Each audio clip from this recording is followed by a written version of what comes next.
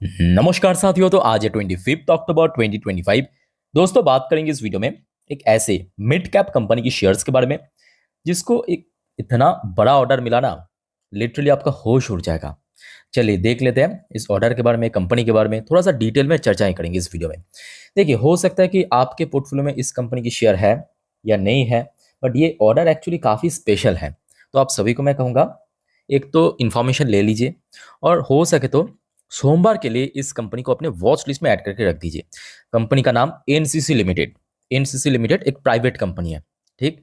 अच्छा, कंपनी की share price बहुत एक्सपेंसिव नहीं है, लगभग 210 के रेंज में आपको दिख जाएगा। लास्ट डे देखिए, बाजार भी थोड़ा वीक था और साथ में देखिए शेयर भी थोड़ा सा वीकनेस के साथ क्लोजिंग दिया, ऑलमोस्ट फ्लैट में। अच्छा, पिछले काफ़ी महीनों से शेयर में काफ़ी गिरावट भी हुआ। जैसे कि देखिए, आपके जून पे शेयर इस साल की हाई टच किया था, लगभग वही 240 के अराउंड। उसके बाद देखिए अभी शेयर लगभग 14% नीचे आ चुका है।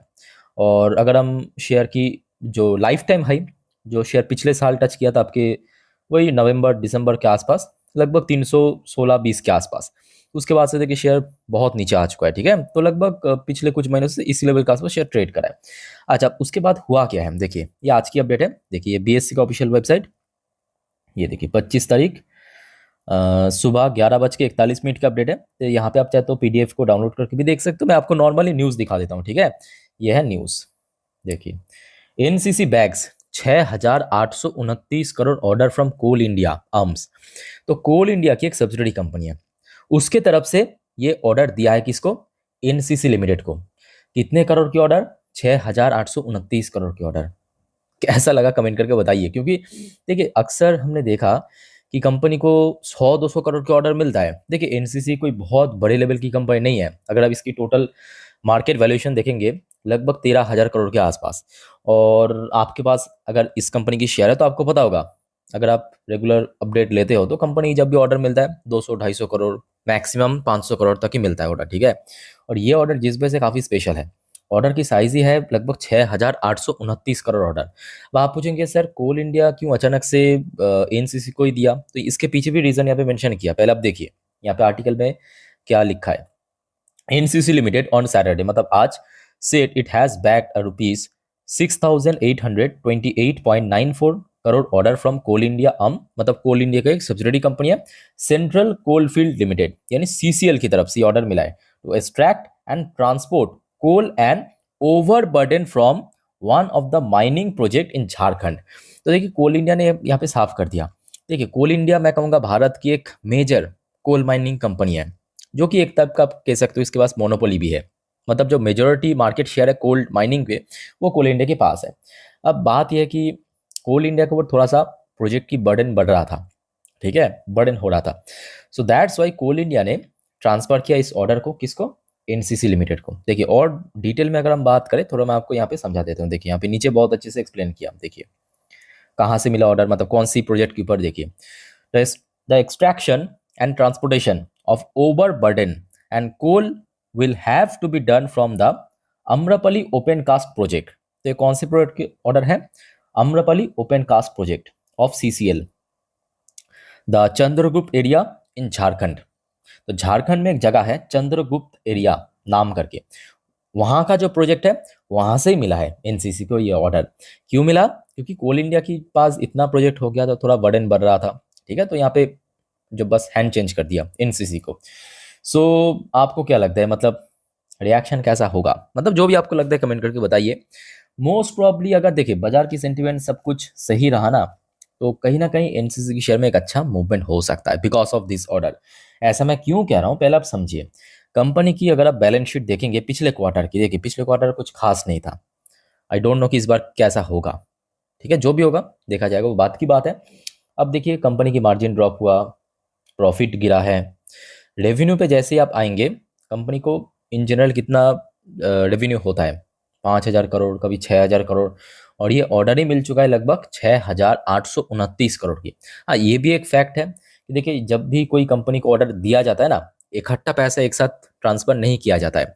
शुरू में एडवांस पे किया जाता है, उसके बाद धीरे धीरे करके, मतलब जैसे ऑर्डर ये मतलब जो प्रोजेक्ट है वो धीरे धीरे करके आगे कंप्लीट होता जाएगा, थोड़ा थोड़ा करके मिलता जाएगा कंपनी को पैसा। ठीक है, सो कहीं ना कहीं देखा जाए एक अच्छा रिएक्शन होने की उम्मीद तो है।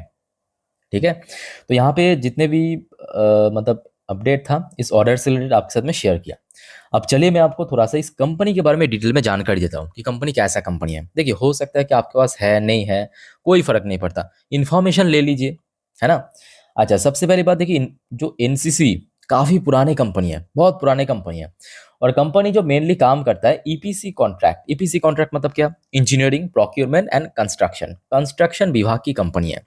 ठीक है, ऐसे माइनिंग की काम हो गया, कोई सिविल कंस्ट्रक्शन हो रहा है, उस पर भी काम कंपनी काम करता है। ठीक है, अब देखिए एनसीसी लिमिटेड एक प्राइवेट फर्म है, प्राइवेट कंपनी है, बट कंपनी ऐसे बहुत सारे जो सरकारी कंपनी है ना उसके साथ पार्टनरशिप के थ्रू, जॉइंट वेंचर के थ्रू बहुत सारे प्रोजेक्ट को हैंडल भी किया है। सो उस हिसाब से अगर हम बात करें, ठीक ठाक कंपनी, छोटे कंपनी, ठीक ठाक कंपनी है। मार्केट वैल्यूएशन लगभग 13,000 करोड़ के आसपास आपको दिख जाएगा। पी रेशियो 16 के आसपास, आरओसी की बात करें 21 के आसपास, रिटर्न ऑफ इक्विटी लगभग 11% के आसपास। मोस्ट इंपॉर्टेंटली कंपनी की देखिए डिविडेंड यील्ड काफ़ी तगड़ा है और अपना लाइफ टाइम ऐसे काफ़ी नीचे मिल रहा है। अच्छा, उसके साथ साथ कंपनी की बैलेंस शीट की अगर बात करें तो कंपनी की बैलेंस शीट मैं कहूँगा पिछले एक साल थोड़ा सा ऊपर नीचे वॉलेटाइल देखने को मिला। ठीक है, और उसके पहले कंपनी की बैलेंस शीट में काफ़ी बढ़िया ग्रोथ था। जैसे कि आप देख लीजिए कंपनी की जो कंपाउंड सेल्स ग्रोथ की जो परसेंटेज है, पिछले एक साल में आपको 1% नेगेटिव में दिखेगा। उसके पहले की बात करें, देखिए 9% 10 साल में जो कैप मतलब एवरेज यहाँ पे ग्रो किया है।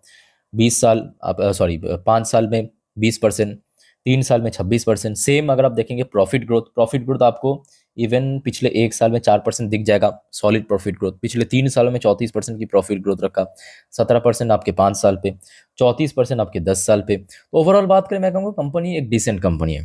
ठीक है, छोटे कंपनी जरूर है, एक मॉडरेट रिस्की कंपनी जरूर है, बट डिसेंट कंपनी है।